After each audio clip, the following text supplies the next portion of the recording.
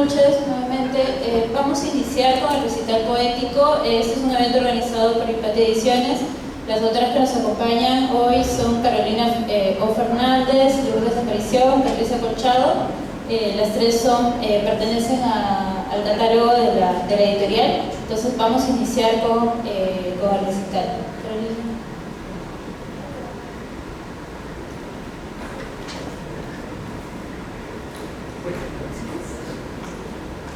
Hola, ahora sí. Pero ante todo quisiera agradecer a Claudia Prieto, directora del editorial de Hipatia Ediciones, y al colectivo que la acompaña. Y también quisiera dedicar este recital a nuestras hermanas que nos antecedieron en la lucha por conseguir derechos, ¿no? Por ejemplo, el derecho de la educación. Estamos acá, la mayoría, un 100% de lo que estamos acá, varones y mujeres, les debemos a ellas el poder haber asistido a la escuela y a la universidad, ¿no? Estoy hablando, por ejemplo, de Mercedes Cabello, de Clorinda Mato, que ellas no tuvieron la oportunidad de ir a la escuela, ni realizar estudios secundarios ni universitarios, ¿no? Entonces quisiera dedicarle esta lectura a ellas y al mismo tiempo a una compañera que acaba de partir, a la memoria de la poeta Julia Wong, poeta y narradora. Voy a leer textos que han sido publicados en Hipatia Ediciones. El título del libro es Bordando Quilcas. Se compone de 4 partes. La primera parte es Rumicuna del Mar, la segunda Canto, la tercera Cuyay y la cuarta Circaruna. Un tanto quería sostener la mirada de los 4 suyos, ¿no? Y un centro que podríamos decir es el presente, y surge a partir de mi experiencia personal como hija de migrantes que aprendió a trabajar como vendedora ambulante junto a mi madre, por ejemplo, que aprendió a trabajar cotidianamente en una bodeguita, que aprendió a ganarse el pan y a estudiar al mismo tiempo, y de lo cual me siento muy contenta. Entonces vi batallar a las mujeres continuamente y me extrañaba que no estuviesen ni en las escuelas ni en la universidad. En mi época de estudiante no había mujeres, ¿no? Solamente, digamos, aparecía Amarilis, pero nadie más. Y claro, María Parado de Bellido, que se la mencionaba fugazmente, o Micaela Bastidas, pero nadie más. Y lo mismo en la universidad. Entonces era trágico, ¿no? Encontrar que hay un mundo de mujeres súper activas en movimiento, que le dan fuerza al país, y que no estén presentes es terrible. Así que mi poética un poco que retunda en esos tramos, ¿no? Al final creo que he escrito un solo libro, y en ese sentido mi búsqueda también es una genealogía de lo que podríamos llamar la escritura que no reconocida por el canon, ¿no? Y aparece la poética materna, que aparecen las huacas, y entre ellas nos da una lección y una, digamos, visión de lo ocurrido en los manuscritos de Borracheri. Entonces este libro se inspira en mis propias circunstancias, en migraciones también al África, en Europa, con mi propio perjurio, con situaciones sumamente complejas y difíciles, y he visto a la gente migrar pasar en los botecitos por el Gibraltar, ¿no? Y a partir de ahí y de los manuscritos de Brochidí, recreo ese tránsito en el que Cavillata huye y se convierte en las islas de Pachacamac, en 2 piedras, en 2 rocas inmensas, y la vida continúa allí. Y a partir de esa vida que surge en el mar, que continúa en el mar, emprende el viaje como toda migrante latinoamericana hacia Europa y hacia los Estados Unidos. Y de ahí es el primer título, ¿no? Rumicuna del Mar representa a estas 2 islas, a Cabillaca y Suhuagua. Cuando me arrojé a las profundidades del mar de Pachacamac, huyendo del hombre que arrojó con engaño su semilla en mi boca, navegué con mi guagua sobre una gigante ballena que tragó mi alterado humor. De mis mamas brotaron ríos. Cuando los rayos del sol prorrumpieron el último suspiro, fui arrojada al canal de la Mancha, a la pesadilla de la bestia de acero.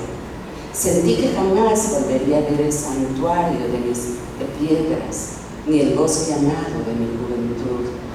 Mi guagua y yo vimos barcos fantasmas, gente agonizante en tormentas progresivas, cuerpos crucificados que no fueron entregadas a sus madres, miles de golondrinas que navegaron con el pecho vuelto añicos. Madre, mis hermanos vendrán a cenar esta noche. Retomo los hilos de mi enmarañada caballera. Mi guagua, corazón avellana, me hace arrojar la rabia contenida. Todo se pone lúgubre. La nave zarandea en la inmensidad de la noche. Yo sin mis quillas rojas. Quilcas anudan mis cabellos largos. La lluvia de relámpagos escribe los versos que yo no pude decir esa noche. Zarpamos. Bueno, este es el primer texto.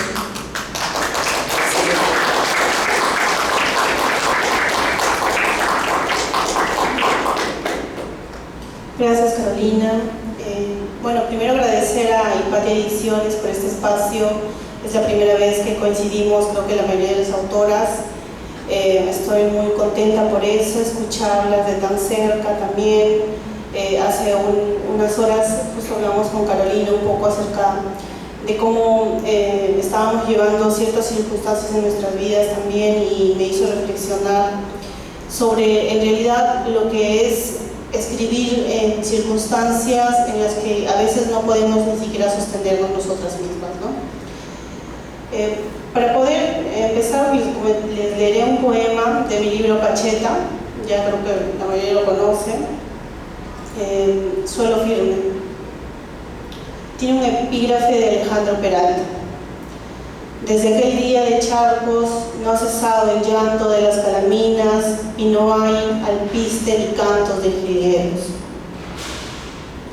El campo de flores se ha sepultado y nuestra inocencia es un diente de león soplado por un hombre que deslumbró a todo el pueblo con sueños que tienen el valor de las vidas que rodean esta carretera calada.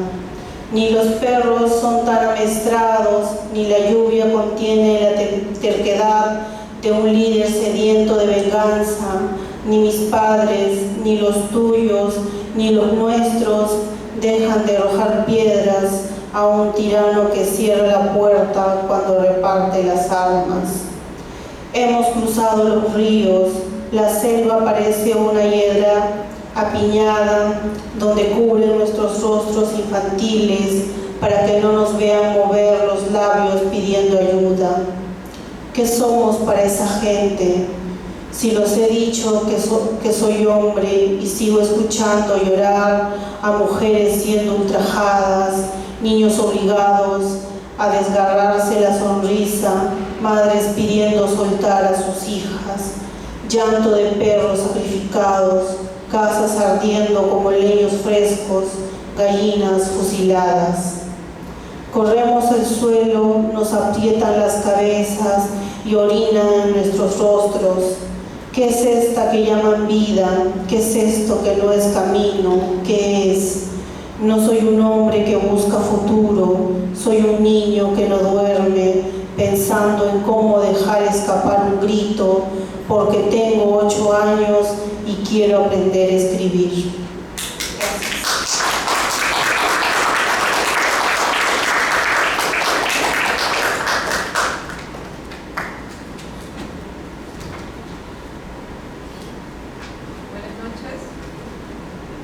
Buenas noches. Quiero agradecer al equipo de Hipatia Ediciones, a Claudia e Irina por invitarme y poder compartir aquí junto a maravillosas voces, con Camila y Lourdes, y también escuchar a Miluska y a Rocío. Como dijo Rocío en un inicio, en nuestros poemarios, y en mi caso, por ejemplo, en el libro Ningún Lado, hablo sobre el tema de la migración, sobre los actos de violencia que padecen las mujeres en ese tránsito cuando deciden abandonar su país de origen debido a guerras, debido a la pobreza, la miseria, y también los actos de violencia que se viven en las guerras, ¿no? Este poemario en realidad nace en 2017 cuando vino la ola de migrantes a Europa y muchas personas de países árabes entonces tuvieron que huir aterrorizados, ¿no? Tan igual como muchos de nuestros compatriotas cuando migraron hacia el extranjero. Se ve muchas veces, por ejemplo, esto de cuando la mujer traspasa, cuando se diluyen las fronteras del propio cuerpo, es decir, cuando en ese acto de escapar, de huir, hay muchas mujeres y niñas que tienen que esconder sus formas, tienen que trasquilarse los cabellos, tienen que vendarse los pechos para evitar que se vean sus formas femeninas. Entonces, son muchos episodios trágicos que cargan estas mujeres. Y hay muchas mujeres incluso que ya llevan pastillas anticonceptivas o están preparadas porque saben lo que les va a pasar en el camino. Y sin embargo, deciden emprender este viaje, a lo mejor sin retorno a sus países de origen o sin retorno a la vida misma. El poema Camuflaje, que es el primero que abre mi poemario, en realidad es de una experiencia de una alemana, una anciana, ya de 90 años, que me contó que para no ser violada en la Segunda Guerra Mundial por el bando de los estadounidenses, que en realidad eran vistos como héroes, pero que igual, como todos soldados que estaban ahí en la frontera, tenían o veían, a las mujeres como presas, ¿no? Y es así que ella decide escapar y transforma su cuerpo. Camuflaje. Madre me vestía con ropas de varón, mis cabellos fueron trasquilados, mas no la incertidumbre ni el temor. Solo así estarás a salvo, susurró abuelo. Preferiría haber sido una sepia, me hubiera desplazado intacta, evitando caminos llenos de vísceras y huesos. El tiempo no ha permitido que siga ocultándome. He sabido arroparme con otros hilos, con otras huellas. Una mitad de mi corazón se resigna a vivir en esta nueva superficie. La otra se contrae ansiosa entre los paisajes de mi niñez.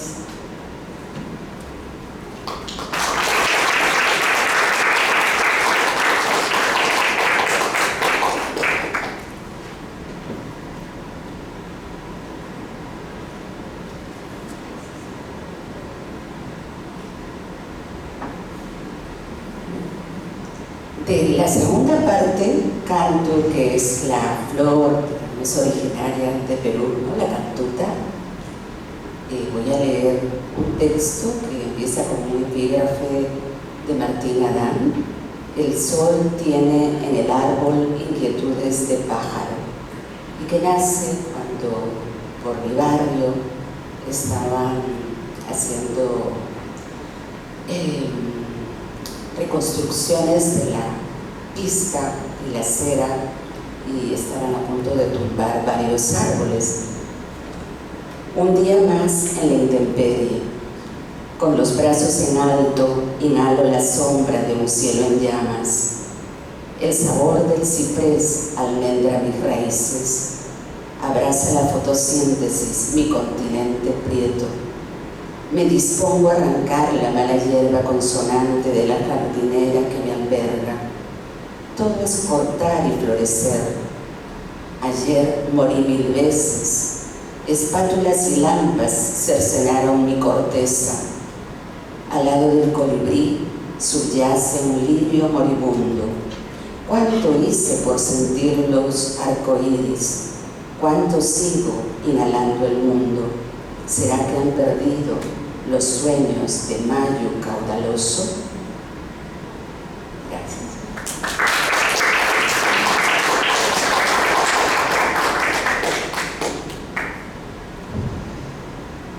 Bueno, a propósito de aves, también voy a compartir este poema, Casa de pájaros.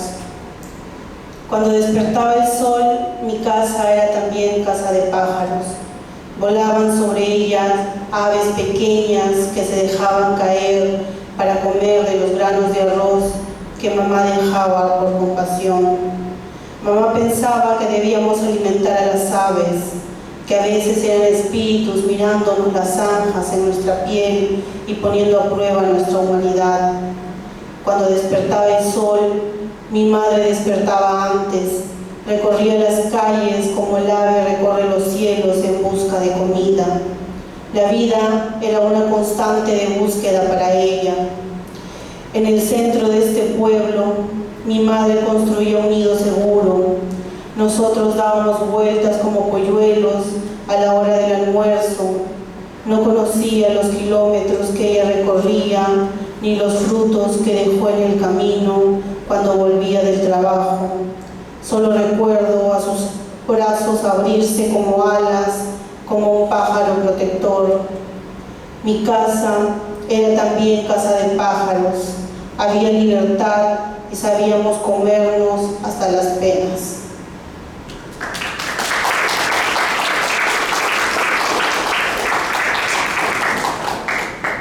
Carolina, te dije Camila, que tienes el rostro de una Camila. Disney. Me acuerdo de aquellas niñas, las pocas que volvieron, regresaron ya hechas mujeres.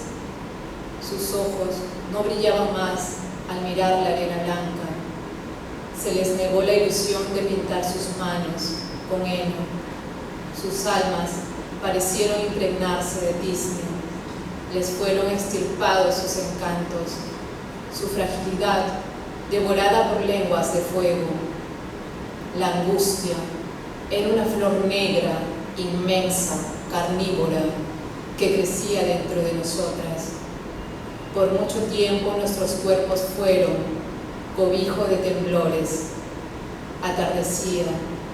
Algunas logramos saltar el muro, a las demás se las llevaron atadas, dejando de su infancia apenas una sombra proyectada en las paredes. Gracias.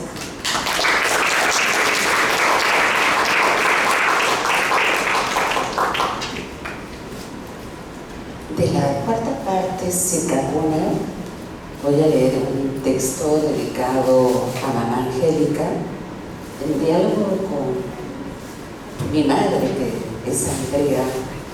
En el Perú hay muchas niñas y mujeres desaparecidas, y una de ellas fue mi hermanita mayor.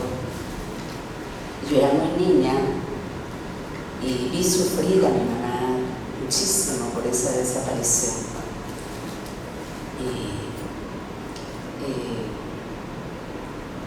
A ver, Angélica Mendoza, mamá Angélica, arribó al mundo el año de la Gran Depresión. Aquel año también nació mamá. Mamá comprende pero no habla quechua. Una vez, cuando dijo unas palabras en runasimi guaracino, sus compañeras de clase rieron a carcajada limpia. Mamá evitó hablar en una de las lenguas más poderosas del mundo. En los últimos tiempos consigo arrancarle algunas palabras, unos cuantos secretos que no los puedo contar. Ella los canta dulcemente con añoranza.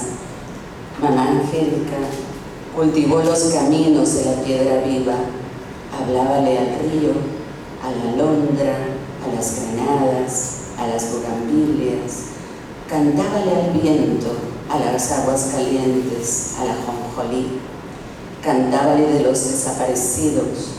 Mamá fue hija de artesanos. Mi abuela registraba la memoria en maravillosas alfombras y en el nombre de sus nietas. El abuelo disfrutaba conversar de cómo mantener el equilibrio comunal. Mamá perdió a la abuela a muy temprana edad. Papá intentó robársela una y otra vez hasta conseguirlo. Madre y mamá Angélica perdieron hijos. Madre buscó a mi hermana mayor hasta encontrarla. Mamá y mamá Angélica fueron activistas por la defensa de los derechos de quienes lo han perdido todo y ya no tienen nada que perder. Mamá es maestra cesante y mamá Angélica fue maestra de vida, como también lo es mamá. Esa vez irrumpieron militares en la casa de mamá Angélica en Huamanga. Se llevaron a Arquímedes. Nunca más lo volvió a ver. Entre sus manos quedaron su camiseta, su cuaderno de notas, sus canciones, sus quilcas de viento. Un horno militar incineró los restos de los desaparecidos. Hoy mamá Angélica acaba de partir y mi corazón truena.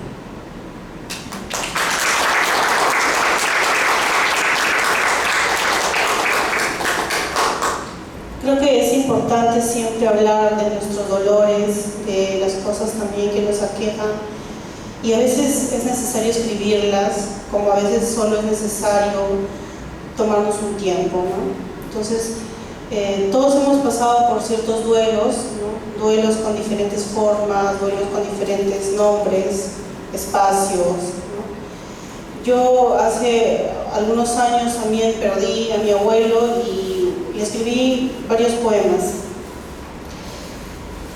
Juguete de caucho. Un anciano era una casa de barro y paja. Un anciano era caña de azúcar y muelles. Un anciano era la onda dando vueltas en el cerro más predominante de este pueblo.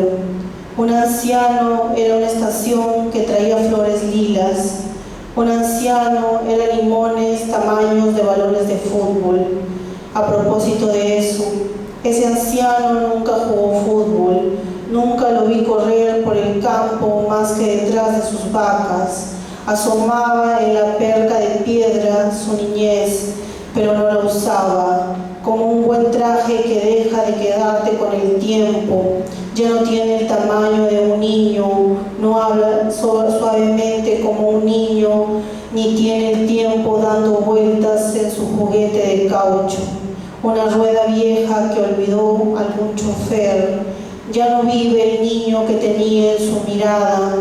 ¿Dónde encontraremos al anciano y a su niño si ha quedado ciego y con hambre? Ese anciano era mi abuelo y ese niño se quedó esperándolo en nuestro pueblo. Como le digo que ya no vendrá su cuerpo a reclamarlo porque se ha ido y ahora me toca cuidar al niño como si fuese mío.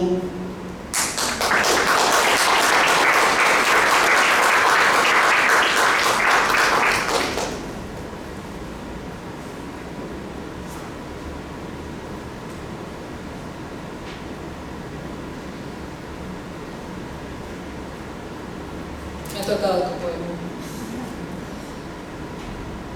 Bueno, sacó fuerzas. Hay muchas formas de sentirse huérfano. o huérfana, como cuando pierdes a un ser que amas. Y bueno, como se habló en la primera mesa, este sentido de orfandad también, que uno siente cuando está también en otro país, cuando uno no sabe el idioma, sobre todo hablo de idiomas totalmente distintos, el sentirse solo, completamente solo, y sin embargo el ser mujer te da esa actitud de tratar de proteger a los otros que tú ves más débiles, ¿no? A los niños o a los ancianos. Entonces es un instinto maternal muy natural. Orfandad. Él ha callado. He visto su rostro extraviarse, como cuando lo encontré abandonado en la playa. ¿Dónde quedaron sus pensamientos, sus palabras, su sonrisa? Y a pesar de todo, es este pequeño el que me ha salvado. No este permiso de residencia, no esta compasión. Mis uñas se han llenado de mugre al escarbar en el dolor. Mi piel se ha secado como un ciprés del Sahara. Mi piel, mas no mi tallo, que es él, mi niño. Nos hemos convertido en dos seres que transitan entre ladridos y olores nauseabundos, que despiertan sin saber cómo, bajo la mirada paciente de palomas y grillos. Gracias.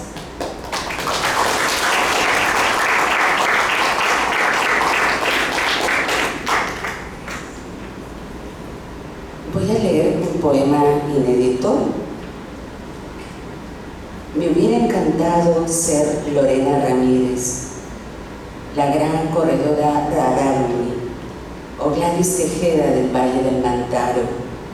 Me hubiera encantado correr y correr, afrontando las grandes turbulencias. He corrido por las calles, por el malecón, las montañas, los barbechos. Siempre lo he hecho, hasta que una bala atravesó mi pecho. Lorena cuida el ganado de su familia. Gladys es la hija predilecta de Junín. Ninguna usa gadgets. Las dos tienen pies ligeros. Rarámuri se dice en México. Cuentan los rarámuris que el sol y la luna son sus deidades. Dicen que en algunos lugares el sol es mujer, porque es quien da calor y se pasa trabajando en el día. En otros lugares la luna es hombre, porque anda trabajando toda la noche, sale del rancho a buscar vigas para construir su hogar. Sabemos que la huaca de Santa Beatriz, la huaca perdida, la huaca de Matarechuza, la huaca de Limatambo, la huaca de Santa Cruz, la huaca Orrantia, la huaca de la Clínica Delgado y todas las huacas, y gente de Lima antigua, casi todas, fueron exterminadas y destruidas. Ginés de Sepúlveda hablaba de las justas causas para eliminar a los indios.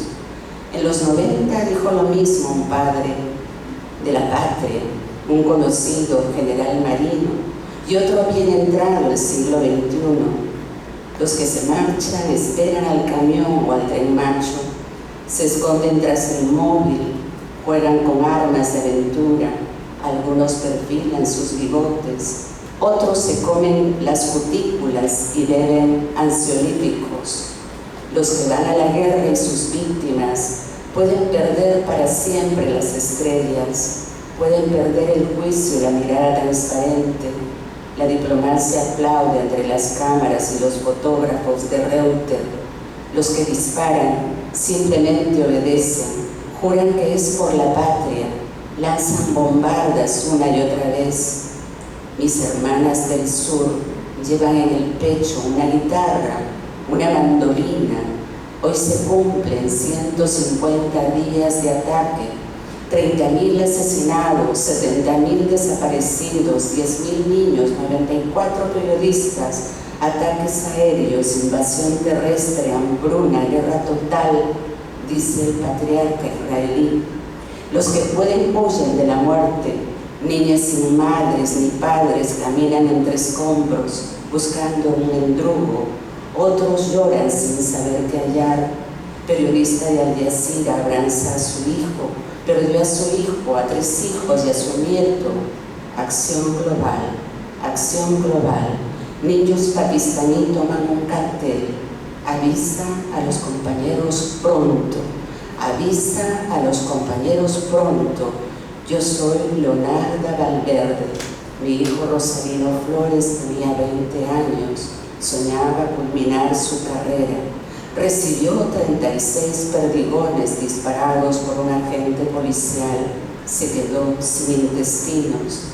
Yamilet Aroquipajanco recogía los perros callejeros de Juliaca, llevaba alimento a los albergues. ¿Con qué derecho le arrebataron la sonrisa, su regazo, su presente y su futuro? Romario Quispe, 18 años, juraba que sería el gran Romario. ¿Con qué derecho un proyectil acabó su sueño? Roger Rolando Cayo Sacaca, 25 años, recibió una bala de fuego que apagó el lago de sus ojos. 3.360, 3.360, 3.360, 3.360, 3.360, 3.360 niñas asesinadas en tierra prometida.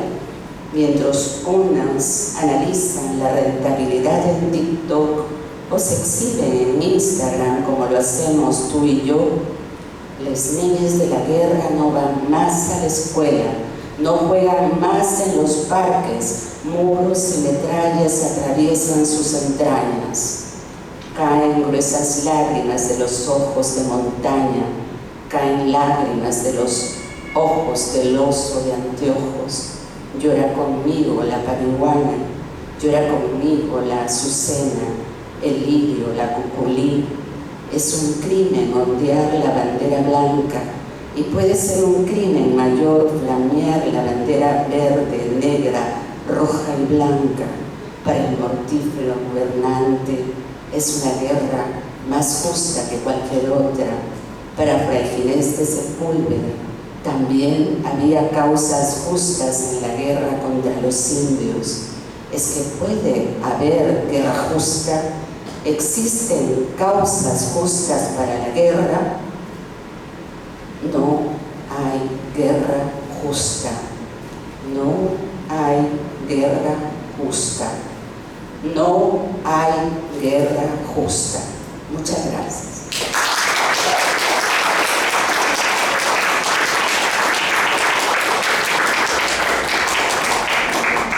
Gracias, Carolina. Gracias a quienes están aquí presentes escuchando poesía. Entre diciembre del 2022 y febrero del 2023 se desarrollaron, hubo asesinatos, ¿no? Dirigidos por la actual presidenta Dina Boluarte, y hubieron momentos en los que estoy segura como yo no han sabido qué hacer, cómo ayudar, ¿no? A los heridos, a los muertos también. Y yo quise escribir un poema de aliento, ¿no? Un poema lleno de esperanza. Como niña, recuesta tu cuerpo sobre este dolor, no hay voces más sinceras que este pueblo. Aunque la sangre recorra las calles, sus armas son de largo alcance, cubren sus rostros atormentados y agitan sus palos. Nosotras tendremos más fuerza que estos opresores, amigos de la muerte. El camino no se despega con un abrazo, ahí nace el dolor más grande, en despedirse, en medio de árboles caídos, puentes que cuelgan historias. Escribe también esta lucha, arrancaron un pedazo de este país del corazón del pueblo que llora como niña, niña que no se deja vencer. Escribe también a las Warmicuna: Warmi, protege con tu coraje y tus mantas, pronto volverás a cargar nuevos sueños en ellos. Cuando ruegues por nosotras, enciende una vela en tu mente, a la mamacha Candelaria o al Señor de ánimas. Debes decirles también que somos un campo de ternura y fragilidad, como las bombas y dinamitas que ellos cargan en sus mochilas, esperando nuestra caída. Que no hay camino tan largo que no hemos recorrido, ni tiempo tan malo que nos ha detenido. Reza todas las noches, ellos también lo harán, pero nadie los escuchará, porque sus palabras son aves sin alas y cuerpos sin boca. Los tiempos siempre esconden sus tesoros de ellos mismos, porque conocen sus manos llenos de púas y engaños. Hay un poder que tienen nuestros pueblos, también lo tienes tú. Cuídalo como el más grande tesoro, defiéndelo, y sepan que en ese camino encontrarán incertidumbres. Frente a ello, no duden que lo están haciendo bien. Gracias.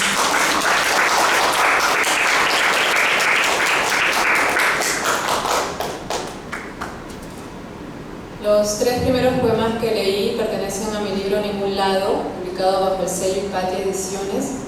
Y ahora, para finalizar, voy a leer de mi libro La angustia era una flor carnívora, que salió publicado bajo el sello Pájaro de Fuego, que pertenece a la colección Pulsaciones. Aquí me acompañan Wilber, Úrsula y Luis Bocelli, así que me siento contenta de que ellos estén aquí presentes.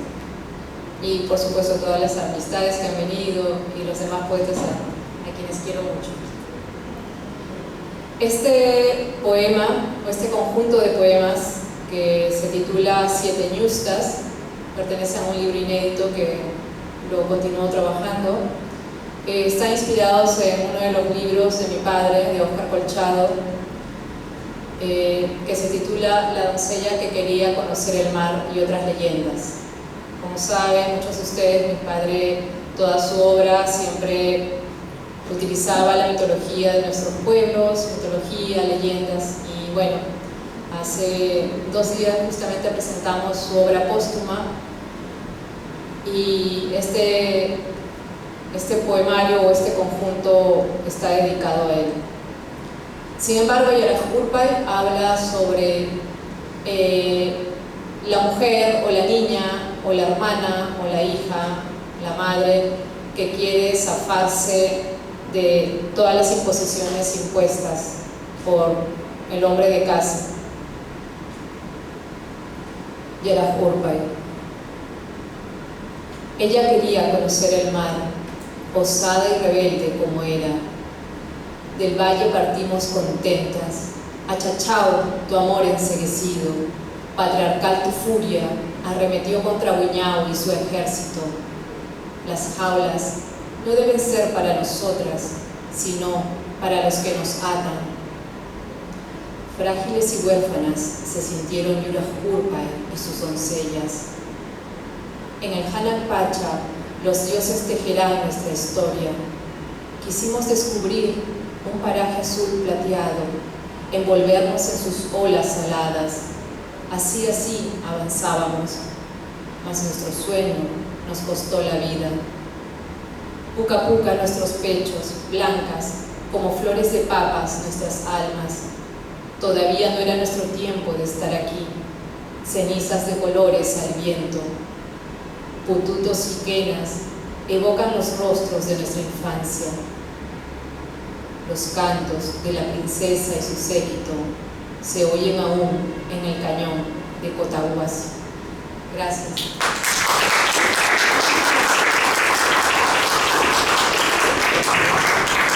Agradecemos a los poetas Carolina, Lourdes y Patricia por sus poemas.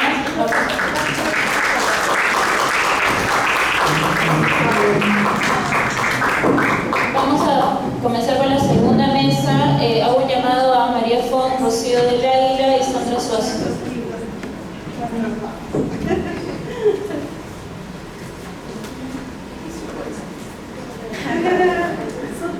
Súper fan.